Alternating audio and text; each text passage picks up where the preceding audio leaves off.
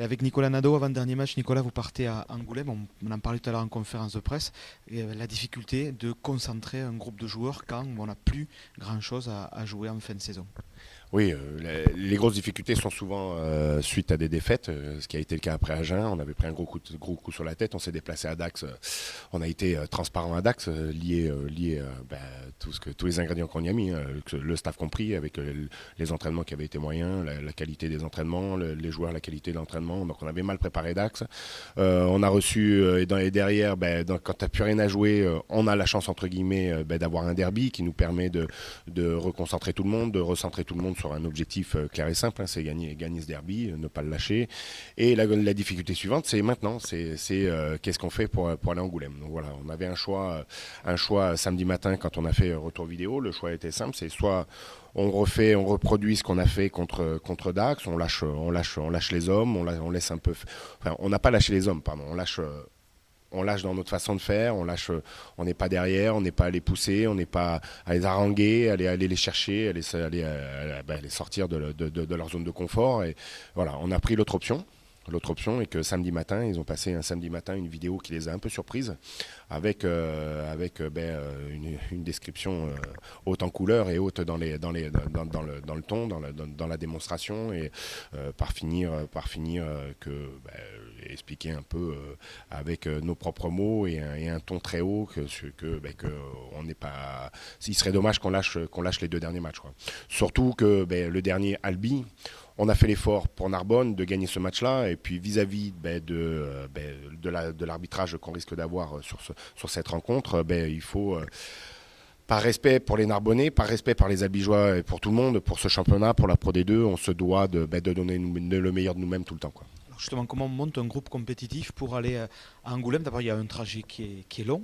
Et puis, on se rappelle qu'Angoulême est venu à Domecq il y a quelques mois de cela. Et qu'en fin de match, on a serré très fort les fesses, sans être trivial, du côté de Domecq. J'étais dans la tribune de presse parce qu'ça avait été très compliqué. Oui, match très compliqué parce qu'on n'avait pas su prendre les points quand il a fallu prendre. On loupe 3 ou 4 pénalités ce soir-là. On loupe 2-3 occasions en première mi-temps.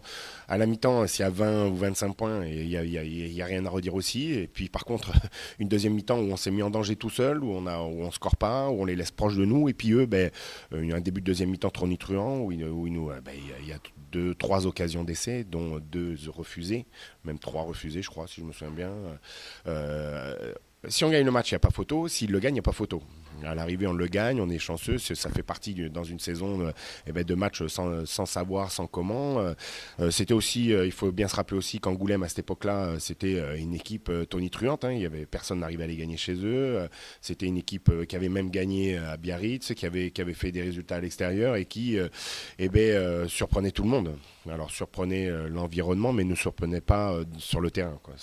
Avec ce qu'elle proposait, avec ce qu'elle faisait, elle était arrivée ici avec beaucoup de certitude et que nous avait énormément perturbé. Maintenant, encore une fois, comment on compose, comment on fait, qui on prend, c'est là la situation délicate d'un entraîneur, c'est de faire des choix entre ceux qui sont concernés encore, ceux qui ont besoin de se montrer et la jeunesse.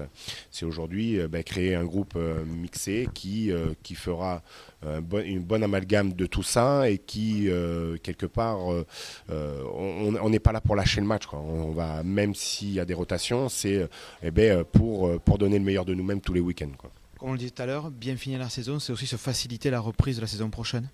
Oui, c'est préparer la suite. Il y a des jeunes qui vont avoir un peu de temps de jeu. Il y a des jeunes, je pense à Pedro Betancourt qui revient, qui a besoin de nous continuer, de confirmer tout le bien qu'on pense de lui aujourd'hui.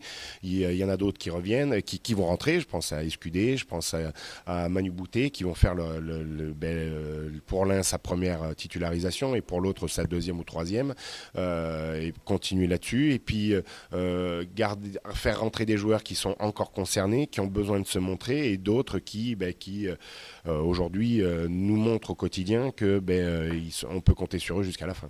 Ça va être donc un beau match, on va vous souhaiter un bon déplacement. Merci Nico, et donc on se retrouvera ici pour Albi dans maintenant plus d'une semaine. Merci Nicolas. Ouais, merci, bonne journée.